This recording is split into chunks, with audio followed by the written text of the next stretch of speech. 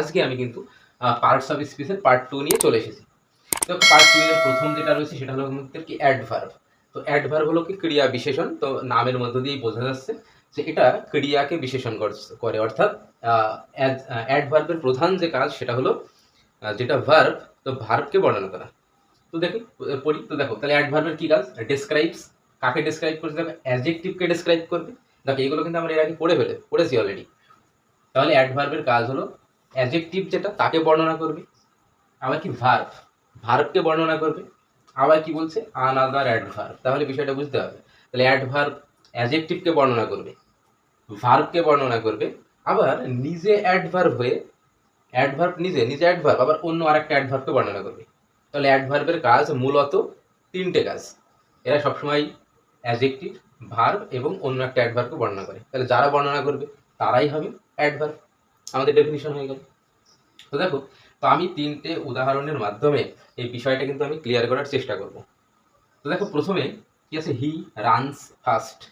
তাহলে কি, সে দ্রুত দৌড়ায় বা সে জোরে দৌড়ায়, এটা বলতে পারি। তাহলে এখানে দেখো, এখানে আমাদের সম্পর্কটা দেখো, হি রানস ফাস্ট। তাহলে হির সঙ্গে ফাস্টের সম্পর্ক নাকি রানসের সঙ্গে সম্পর্ক? দেখো তাহলে সে জোরে, এমন তো হয় না। যদি এমন বলে তাহলে সে জোরে মিলছে না, কিন্তু দৌড়ায় জোরে, হ্যাঁ, বা ছোটে জোরে, এটা যদি বলি তার মানে কি, সে কিভাবে দৌড়াচ্ছে? দ্রুত বা জোরে দৌড়াচ্ছে। তাহলে দেখো এখানে রানসের সঙ্গে কিন্তু ফার্স্টের একটা সম্পর্ক রয়েছে। ঠিক আছে, তাহলে এই রানস এটা কিন্তু ভার্ব। তাহলে ভার্বকে কে বর্ণনা করছে? যেটা এই ফার্স্ট বর্ণনা করছে বলেই এর নাম হলো অ্যাডভার্ব। বোঝা গেল? আচ্ছা, তারপর দেখো 2 নম্বর বাক্যে দেখো আমি একই বাক্য লিখে দেখো, হি রানস ভেরি ফাস্ট। একই রকম আছে, তবে একটা ছোট জিনিস অ্যাড করা হয়েছে। তাহলে হি রানস ভেরি ফাস্ট। আচ্ছা, ইতিমধ্যে আমরা জেনে গিয়েছি যে ফার্স্ট যেটা এ হলো অ্যাডভার্ব। এই যে ফার্স্ট, আমি সেই ফার্স্টকে আবার লিখেছি। তাহলে ফার্স্ট যে অ্যাডভার্ব, তো সেটা কিন্তু আমরা ইতিমধ্যে জেনে গিয়েছি আগের বাক্যতেই। তাহলে দেখো, হি রানস মানে সে দৌড়ায়, ভেরি ফাস্ট। ভেরি মানে হলো প্রবল বা খুব হতে পারে মানে। তাহলে কি হতে পারে? ফাস্ট মানে কি? জোরে। তাহলে কি প্রবল জোরে বা খুব জোরে। তাহলে দেখো এই যে ফাস্ট মানে জোরে, এটাকে আবার কে বর্ণনা করছে? এটাকে এই যে ভেরি ওয়ার্ডটা বর্ণনা করছে। ভেরি মানে খুব বা প্রবল।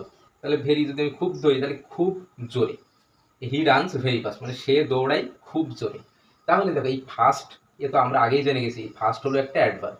তাহলে এই অ্যাডভার্বকে যে বর্ণনা করবে সেও নিশ্চয়ই অ্যাডভার্ব হবে। আমরা তো আগে পড়েছি আনাদার অ্যাডভার্বকে বর্ণনা করে। তাহলে এই যে ভেরি, এটাও কিন্তু আমাদের একটা অ্যাডভার্ব। বোঝা গেল? তাহলে প্রথমে আমরা এই যে জেনে গেলাম ভার্বকে যে বর্ণনা করে সেটা আমরা প্রথম বাক্যে জেনেছি। এ নাম্বার বাক্যে আমরা জেনেছি ভার্বকে কিভাবে বর্ণনা করছে, অ্যাডভার্ব। তারপর এই যে একটা, তারপরে এই যে এটা আছে আনাদার অ্যাডভার্ব, নিজে অ্যাডভার্ব হয়ে অন্য একটা অ্যাডভার্বকে বর্ণনা করছি, যেখানে যেটা আমরা বি নাম্বারে যেটা পড়লাম।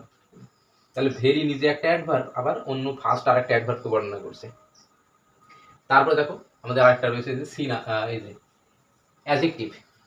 তাহলে অ্যাডভার্ব অ্যাডজেক্টিভকে বর্ণনা করে, সেটা আমরা একটু দেখে নেবো আমাদের এই সি নম্বর বাক্যে। দেখো, শি ইজ ভেরি ইন্টেলিজেন্ট। তাহলে একটা জিনিস দেখো আমরা সহজেই পেয়ে যাবো। দেখো এই যে ভেরিটা যে আমাদের অ্যাডভার্ব, তো সেটা তো আমরা আগে জেনেই গিয়েছি। তাহলে এই যে ভেরি এখানে আছে, তাহলে ভেরি অ্যাডভার্ব, এটা বোঝাই যাচ্ছে। আর ইন্টেলিজেন্ট মানে হলো বুদ্ধিমান। এখানে যে শি আছে তাই আমরা একটা বুদ্ধিমতী বলবো। তাহলে ইন্টেলিজেন্ট মানে বুদ্ধিমতী। তাহলে আমরা কি আমরা একটা অ্যাডজেক্টিভটা বের করে নিই। অ্যাডজেক্টিভের কাজ কি? নাউন আর প্রোনাউনকে বর্ণনা করে। তাহলে দেখো শি ইজ ভেরি ইন্টেলিজেন্ট। তাহলে সে হয় খুবই বুদ্ধিমতী, সে হয় খুব বুদ্ধিমতী। তাহলে যে সে একটা প্রোনাউন, তাহলে এই প্রোনাউনকে কে বর্ণনা করছে? সে কেমন? সে বুদ্ধিমতী। তাহলে এই সেকে বর্ণনা করছে ইন্টেলিজেন্ট, তাই ইন্টেলিজেন্ট হলো একটা অ্যাডজেক্টিভ। আর এই অ্যাডজেক্টিভকে কে বর্ণনা করছে? এটা হলো ইন্টেলিজেন্ট মানে বুদ্ধিমতী কেমন বুদ্ধিমতী? ভেরি মানে খুব বুদ্ধিমতী। তাহলে অ্যাডজেক্টিভকে বর্ণনা কে করছে? অ্যাডজেক্টিভকে বর্ণনা করছে হলো ভেরি। তাহলে অ্যাডজেক্টিভকে যে বর্ণনা করে সে কি হয়? এই যে অ্যাডজেক্টিভকে বর্ণনা যে করে সে অ্যাডভার্ব হয়। তাই ভেরি অ্যাডভার্ব, আর ভেরি যে অ্যাডভার্ব সেটা আমরা আগের লাইনেও এই বি নাম্বারেও আমরা কিন্তু সেটা পেয়েছিলাম। তাহলে বিষয়টা বোঝা গেল। তাহলে ভেরি কিন্তু আমাদের এখানে অ্যাডভার্ব। তাহলে আশা করছি বিষয়টা বোঝা গেল। তাহলে অ্যাডভার্ব কাকে বলবো? অ্যাডভার্ব হলো এমন একটি পার্টস অফ স্পিচ বা এমন একটা ওয়ার্ড যে ভার্ব, অ্যাডজেক্টিভ এবং অন্য একটা অ্যাডভার্বকে বর্ণনা করে। আশা করছি কিভাবে বর্ণনা করছে তিনটে বাক্যের মাধ্যমে আমি কিন্তু বিষয়টা দেখিয়ে দিলাম। তো চলো এবার আমরা তারপরে দেখো 2 নম্বরে আমাদের যেটা আছে সেটা হলো আচ্ছা দেখো, কনজাংশনের আমি ডেফিনিশনটা খুব সহজে খুব ছোট করে আমি একটু লিখে রেখেছি এখানে দেখো। তাহলে কনজাংশন কি কাজ করে, এই সবসময় জয়েন্স করে। Conjunction joins two words, sentences, clauses হতে পারে, ক্লজগুলোকেও কিন্তু যোগ করেন। ক্লজেসটা আবার এখানে লিখে নিন, বলে বলে যান। তাহলে কনজাংশন হলো সংযোজক অব্যয়। তাহলে এর কাজই হলো সবসময় কি, দুটো ওয়ার্ড মানে দুটো শব্দকে যোগ করে দেবে, আবার দুটো সেন্টেন্স, দুটো বাক্যকে যোগ করে দেবে। কেমন ভাবে দেখো, আমি একটু উদাহরণ দিয়ে দিই, দেখে নাও। আমরা এমন অনেক সময় বলি রাম অ্যান্ড শ্যাম, এই যে এইভাবে আমরা একটা বাক্য আমরা তৈরি করি। তাহলে এই ক্ষেত্রে যে রাম একটা ওয়ার্ড, শ্যাম একটা ওয়ার্ড, এটাকে কে যুক্ত করছে, এই যে অ্যান্ড। তাহলে অ্যান্ড কিন্তু আমাদের এখানে একটা কনজাংশন হয়ে গেল। তারপরে দেখো B number,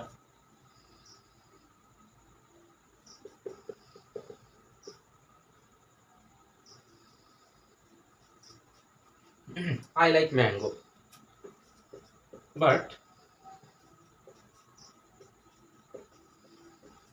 my friend likes orange. তাহলে কি হলো, আই আই লাইক ম্যাঙ্গো, আমি আম পছন্দ করি, but my friend likes orange. তাহলে আমি আম পছন্দ করি কিন্তু আমার বন্ধু সে কিন্তু অরেঞ্জ, অর্থাৎ কমলা পছন্দ করে। তাহলে এই যে বিষয়, তাহলে এখানে দেখো আই লাইক ম্যাঙ্গো এটা একটা বাক্য, my friend likes mango orange এটা কিন্তু আরেকটা বাক্য। তাহলে দুটো বাক্যকে এখানে কে যোগ করলো, এই যে বাট ওয়ার্ডটা কিন্তু যোগ করলো। ঠিক আছে, তাহলে আমি বলেই দিয়েছি যে কনজাংশনের কাজ হলো দুটো ওয়ার্ডকে যুক্ত করে। দুটো ওয়ার্ড মানে যে রাম শ্যাম দুটো ওয়ার্ড ছিল, এদেরকে যুক্ত করেছিল। অ্যান্ড আবার কি বলেছিলাম, এই সেন্টেন্সকে যুক্ত করবে। তাহলে এই যে আই লাইক ম্যাঙ্গো এটা একটা সেন্টেন্স ছিল, আর মাই ফ্রেন্ড লাইকস অরেঞ্জ এটা হলো আরেকটা সেন্টেন্স ছিল, অর্থাৎ বাক্য ছিল। তাহলে দুটো বাক্যকে বাট যোগ করে দিল। তো এইভাবে কিন্তু আর অর আছে, সো আছে, বিকজ, এমন অনেক রয়েছে। তো এগুলোর মাধ্যমে আমি কিন্তু অনেক বাক্য তৈরি করতে পারবো। তো আমি প্রসেসটা একটু দেখিয়ে দিলাম। তো এইভাবে কিন্তু অনেক বাক্য তৈরি করা যাবে। যাই হোক, এটা গেল। তো আমাদের কি গেল, এখানে আমাদের অ্যাডভার্ব হয়ে গেল, কনজাংশন হয়ে গেল। এবার প্রেপোজিশনটা দেখিয়ে দিই, অন দ্য বেড। যদি এইভাবে দিই তাহলে বিষয়টা থেকে এবার আরো কেমন ফানি একটা মিনিং আসে দেখো।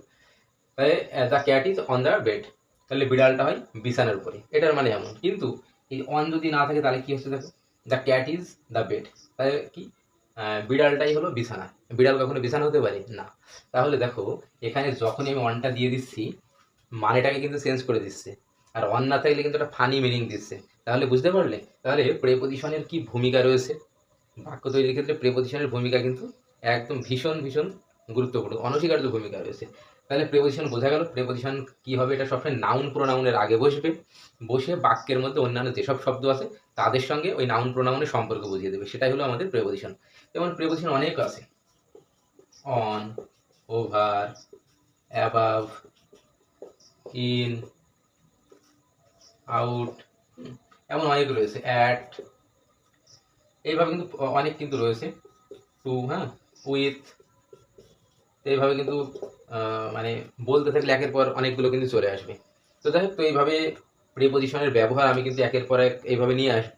তো চলো, আমাদের আর একটা বাকি আছে, সেটা হলো ইন্টারজেকশন। ইন্টারজেকশনটা করিয়ে আমি কিন্তু পার্টস অফ স্পিচের যে পার্ট 2 সেটা কিন্তু আমি শেষ করব।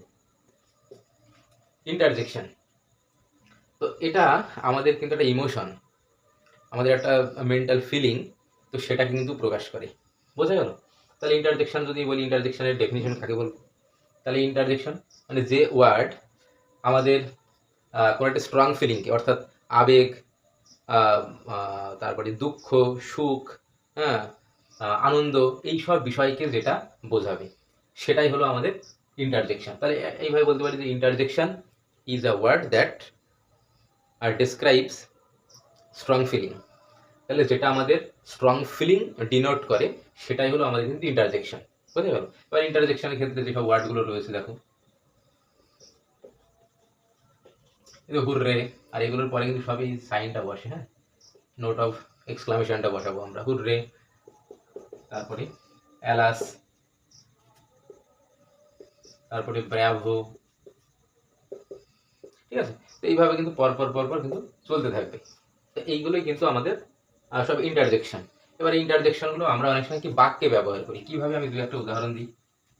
আমি হয়তো হুররে দিয়ে দিলাম একটা উদাহরণ।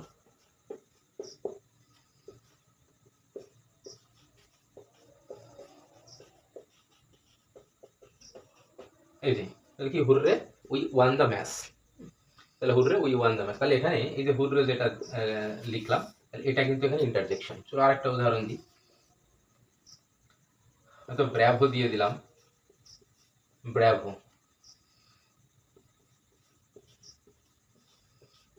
You have done well. হ্যাঁ, ব্র্যাভো, ব্র্যাভো মানে সাবাস, তাহলে ব্র্যাভো যে ইউ হ্যাভ ডান ওয়েল, বাহ তুমি খুব ভালো করেছো বা বেশ ভালো করেছো। তো কাউকে আমরা যখন সাবাস দিই তখন তো আমাদেরকে ব্র্যাভো ওয়ার্ডটা ব্যবহার করি। এই যে হুররে, কোনো কিছুতে হয়তো জিতে গেছি সেই ক্ষেত্রে খুশি হয়ে হুররে। অ্যালাস, আমাদের দুঃখজনক কোনো কিছু হলে সেই ক্ষেত্রে আমরা অ্যালাসটাকে ব্যবহার করি। বোঝা গেল? তাহলে এইভাবে কিন্তু আমরা পার্টস অফ স্পিচের যে 4 নম্বর যেটা ইন্টারজেকশন, তো এটা কিন্তু আমরা শিখে ফেলতে পারি।